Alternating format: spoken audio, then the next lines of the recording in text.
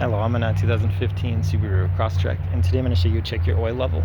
So with the engine off and the hood open, find your dipstick here, pull this out, and then wipe it clean with a good rag or paper towel. Stick it all the way back in, then pull it all the way back out again.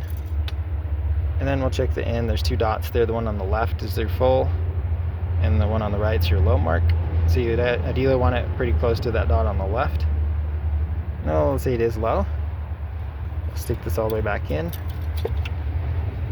And then over here, this is where you would add your new oil to. So make sure you're using the right type of oil, as well as ideally the same conventional, synthetic, and brand you've been using. Better not to mix and match if you can help it.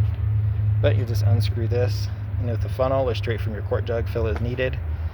Try not to overfill as well if you can, because that can cause issues. But screw this back on nice and tight when you're done.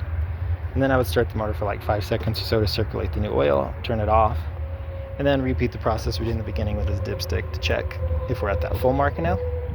None of this you should do in lieu of your regular oil changes, which typically, depending on age of motor, synthetic, conventional type of oil, things like that, you typically do between like 3,000, 8,000 miles or so. But to do that, you put the vehicle on a slight lift so you get to the oil pan.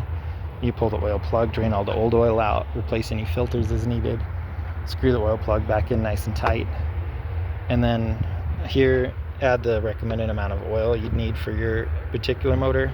Screw this back on nice and tight, start the motor again for like 5 seconds or so, turn it off, and then same process with this dipstick to check your oil, see if we're at the full mark. But I hope this is helpful. Hope you have a wonderful day.